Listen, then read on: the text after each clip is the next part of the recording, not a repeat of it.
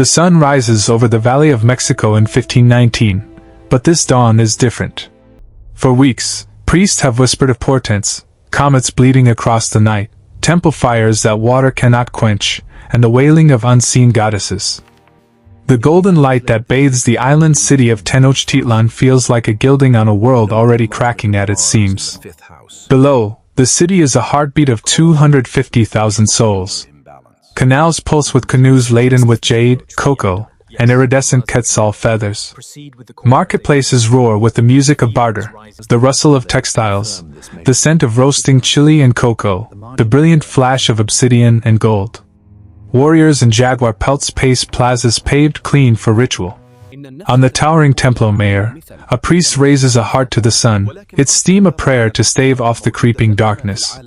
This is not a primitive settlement. It is a metropolis more populous, ordered, and awe-inspiring than any city in Europe. It is a civilization at its zenith, a masterpiece of human ambition built on a lake. But empires, like pyramids, have foundations. And the Aztec foundation was fear. Their glory was forged in a paradox. They were both masters of their world and terrified prisoners of cosmic order. From humble migrants in the 13th century, they had risen through ruthless strategy, brilliant engineering, and an unshakable belief that the gods demanded sacrifice, not metaphorically, but in rivers of blood, to keep the sun rising. Their dominion stretched from coast to coast, a network of subjugated city-states seething with resentment, paying tributes of corn, cloth, and captives for the altar. Emperor Moctezuma II, the Huitzilopochtli, great speaker, sat atop this trembling pyramid of power. He was a demigod in silk and turquoise, a philosopher king haunted by the very omens his priests reported. Were the strangers on the eastern coast the returning god Quetzalcoatl, or something far worse?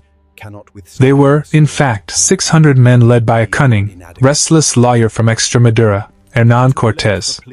To the Aztec scouts, they were absurdities, pale men caged in shining metal, riding deer that thundered, wielding sticks that roared and spat smoke. But Cortés was not just a conqueror, he was a supreme psychologist. He did not see invincible gods. He saw a political equation. He listened. He learned Nahuatl. He exploited the deep fissures in the Aztec Empire, weaving alliances with the Tlaxcalans, the Totonacs, all who dreamed of toppling Moctezuma's yoke. His march inland was a masterclass in diplomacy and deception, a virus of ambition entering the bloodstream of a divided body politic. The moment of fateful meeting in Tenochtitlan is one of history's great, chilling tableaus. Moctezuma, arrayed in divine splendor, welcomed Cortés onto the Grand Causeway. He offered palaces, gave vast treasures of gold to appease what he feared was a divine force. Cortés, in turn, was struck with a conqueror's awe. He wrote of cities rising from the water, like the enchantments in the Book of Amadis. He saw the bustling markets, the immaculate temples, the intricate aqueducts. And in that awe, his resolve hardened. Such a prize must belong to Spain. The delicate dance of masks lasted weeks. Then, with brazen audacity, Cortés took Moctezuma hostage in his own palace, ruling through the emperor's captive voice. The fragile peace shattered during a ritual ceremony. Spanish soldiers, fearing an uprising, massacred the unarmed Aztec nobility. The canals ran red. The people's reverence for Moctezuma curdled into fury.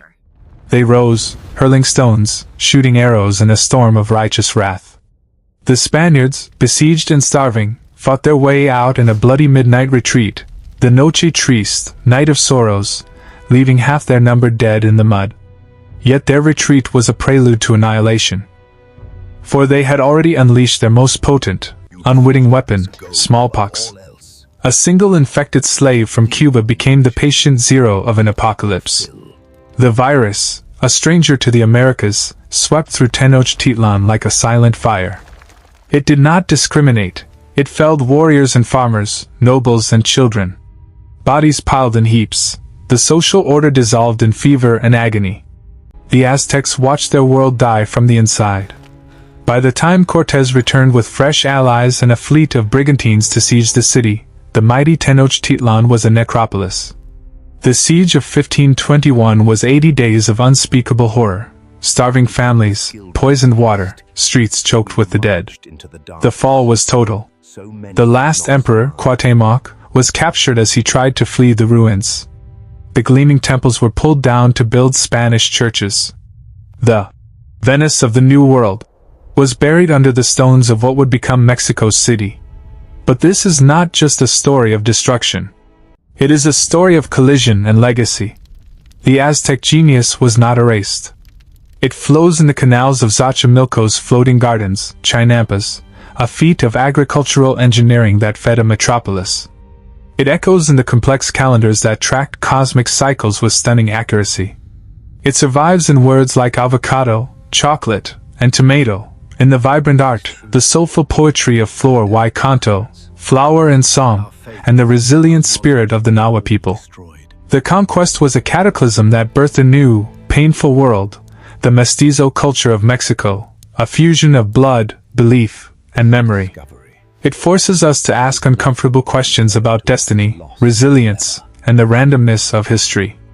What if the Atlantic had remained an uncrossed void for another century? Could the Aztec Empire have reformed, evolved, withstood a different kind of encounter?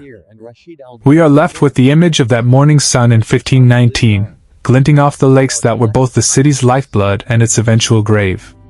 Tenochtitlan fell. But from its stones grew a nation, and from its memory rises a timeless lesson. Civilizations are not measured by their endings alone, but by the breathtaking height of their rise, and the indelible mark they leave on the world long after their heart has stilled. The echo of their drums is still heard. The ghost of their glory still walks the streets of modern Mexico. And the question remains, hanging in the air like temple incense,